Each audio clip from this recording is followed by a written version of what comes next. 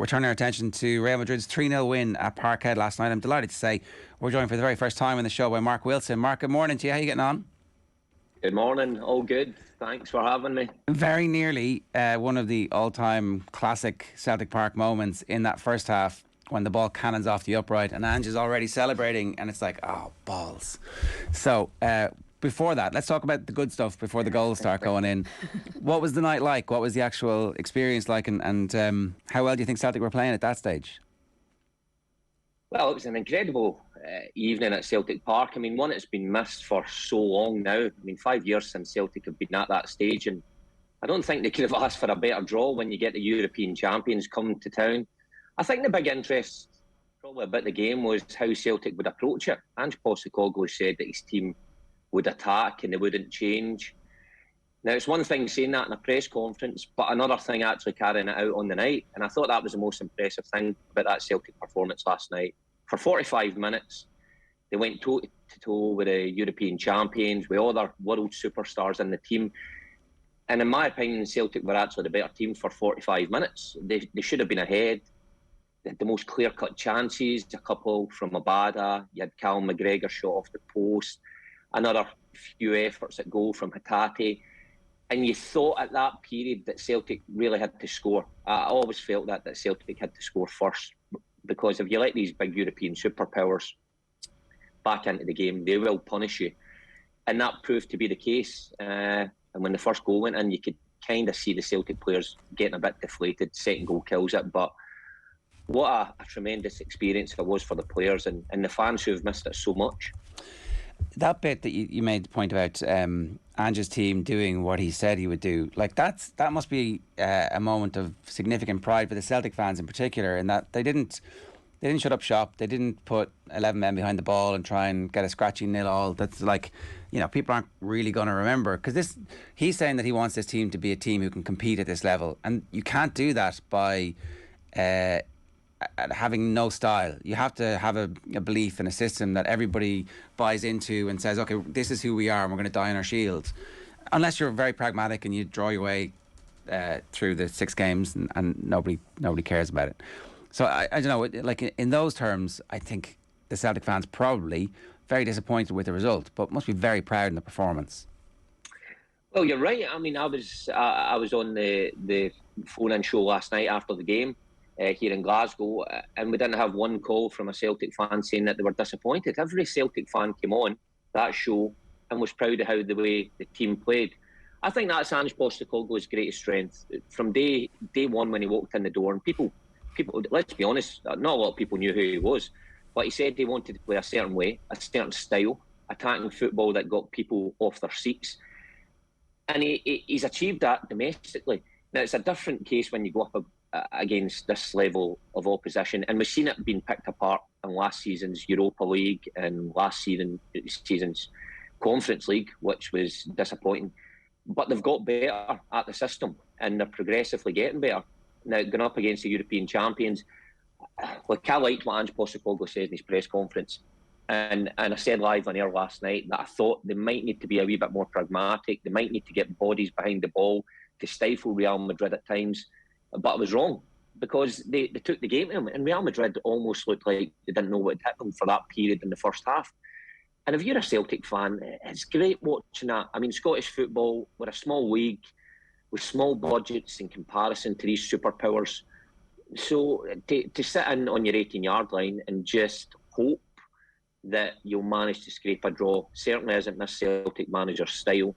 It may work sometimes, but he doesn't want his team to play like that. He wants his team to learn, which I think the fans buy into. I think they go there to Celtic Park knowing what they're getting, and I think they would have been disappointed if his team sat in last night and it even was 1-0 Real Madrid. I think the Celtic fans are at a stage now, they're enjoying their creative players having the freedom to go and express themselves. And if they get beat 3-0, well, so be it. They may learn next time and may get a better outcome next time. But one thing you will say about this team, it's exciting to watch at either end, in either box.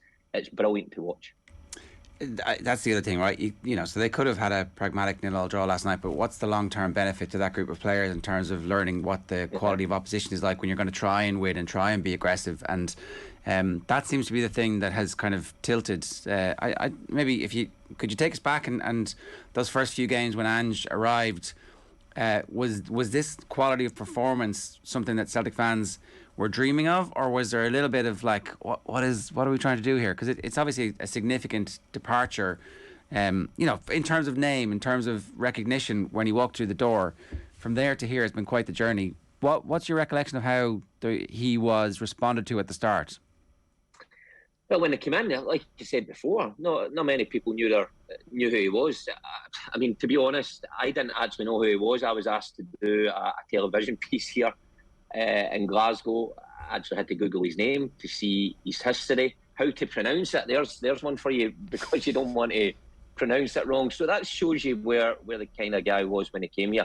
Even his style when he came in. Now, he's a very good communicator in the media. Celtic fans bought into that straight away. But when they saw the first few performances, I think there was an aspect of what we're trying to get out of this team, or did we have the personnel to play that way? I mean, probably not. Now, it took a wee bit of time. You know, Ange dipped into the Japanese market. He brought in Starfelt as well, right at the beginning. They went to Tynecastle, if you remember. It was an incredibly poor performance. They were undone. I don't know if there was much panic, but I think the sport was divided at that point and thinking, we can see the identity, but there has to be results. I don't think Ange Postecoglou ever shied away from that. I always thought he knew what the club was, what it stood for, and what you needed to achieve in terms of results. So it's okay playing attractive football and it's brilliant to watch. Ultimately, if you get undone, then you'll be out of job within a year. Now, he started getting things right. His recruitment was spot on. In fact, I'm trying to think of some negatives in his recruitment. I can't really think of any. They spring to the top of my head. Everybody has chipped in. He strengthened it again in January, and you could quickly see that the team was mirroring the manager's thoughts, you know, mirroring him as a man in terms of what he wants on the field. The energy and the pace that they play at was just overwhelming for teams to keep up with. And that was a team just put together. Now, with a full pre-season under the belt, it's got better. Domestically, I mean, they look unstoppable just now. They've already had a 9-0 away at Dundee United, 4-0 against Rangers at Saturday. That could have been really anything that the team wanted. So this is the next level for Ange Postecoglou as a coach. This is the next level to test his philosophy against the greats. And look, for 45 minutes, it was brilliant last night, and they did match them. But at this level, in both boxes, is where it really matters. And your Real Madrids of this world will show you that they are clinical, where Celtic weren't, and that's where they learn. You know, Abada, take for instance Abada, 20-year-old. Had a golden opportunity the very first few moments. Maybe somebody with more experience may have taken that in, slotted it away, and it was a totally different game. So it's still a work in progress, but as I keep saying, it is magnificent for the Celtic fans to watch. It's funny, the first minute, so obviously the McGregor off the post is like a beautiful sweeping movement that would have been one of the all-time great Celtic European goals. But the first minute of both halves, they actually had great chances. That clinical nature that you're talking about, Vinicius Junior had it. In fairness, Eden Hazard did miss a sitter in the first half. Maybe not a sitter, but certainly he looked rusty before actually really coming into the game in the second half. But the difference between Vinicius Junior and his one chance back at the net, which you might expect from one of the best players in the world, like, you hope that the team learns from that experience. You've played in games like this. Like, do you automatically absorb the lessons and go, well, that's the standard we need to get to, or does that depend on the culture of the team?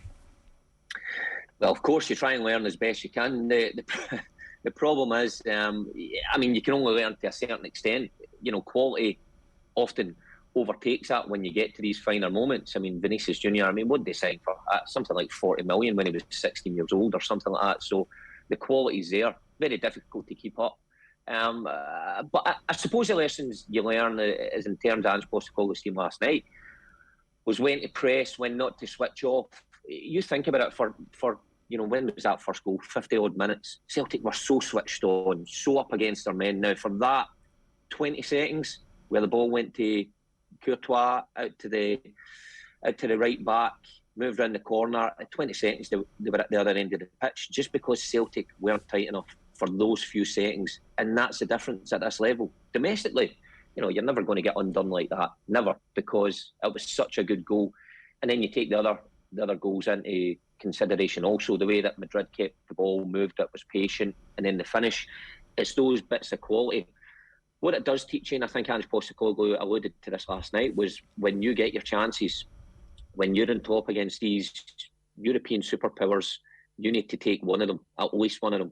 And when you look at the chances that Celtic had in that first period, Abada, after about a minute, where Giakoumakis lays it off to him. Abada again after, 7 or 8 minutes.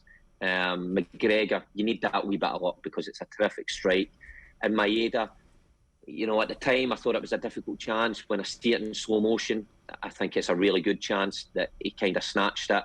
If that's at the other end, if that's a Benzema or a Hazard, you can bet that they're putting that in the back of the net. So that's the lessons you take.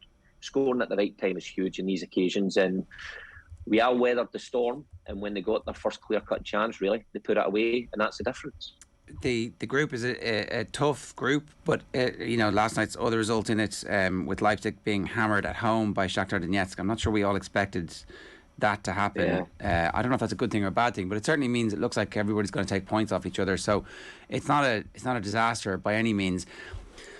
Having said that, I think that maybe if Celtic fans were plotting a path out of the group, then points against Donetsk were definitely on the cards. So maybe need to revisit that. What's the sense now about what success is going to look like from this group? Is it qualification for the next stage? Is it qualification for a different tournament? Is it still being in Europe at the end? Well, I think Celtic and Ange Postecoglou probably still think that they can finish second in this group. I don't think much has changed since last night. I think everybody realised the task of last night in Real Madrid, and it'll be the same the second leg in the Bernabeu.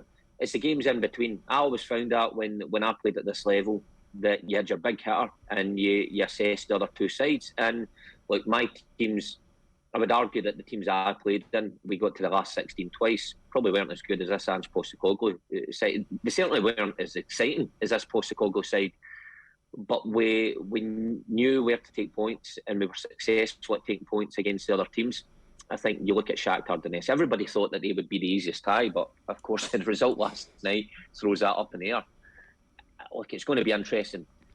The one thing the Celtic players can't do is think that Shakhtar Donetsk and Leipzig coming to Celtic Park is going to be an easy game. Yes, they won't be as good as Real Madrid, but at this level, they're all going to be tough. I do think it's important that they take something on the road as well. That's always been the Achilles heel for Celtic in Europe, in the Champions League. Even back in my day, we never won away from home. So it's a big ask, but still possible to be second in the group. Last question for you then. The only other thing that they need to get used to is the emotional intensity of last night. League game at the weekend.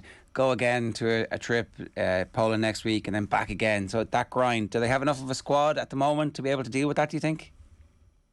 Oh, without a doubt. I mean, they've got stacks of players. Even when you look at the stand last night at Celtic Park, the quality. Look, domestically, it shouldn't be a problem. You're right a bit emotionally. You think of this week and what that would have taken out the Celtic players' legs from Saturday to Tuesday. 2 huge occasions. Then you come back down to earth with a game at home against Livy. Look, Ange Postecoglou only has to look behind him to see the wealth of talent that he's got. I think he will rotate it on Saturday. He always said that at the start of the season. He was going to, it was horses for courses, and he'll pick a probably different lineup, and they have to go again next week. Incredibly busy period, but see, when you're a player, there's nowhere else you'd rather be than in the Champions League and sitting at the top of the table domestically. Mark, great to have you with us this morning. Thanks a million for joining us. Cheers. Thank you. Cheers. That's Mark Wilson there from Super Scoreboard, the legendary radio show on Radio Clyde, and of course former Celtic footballer as well.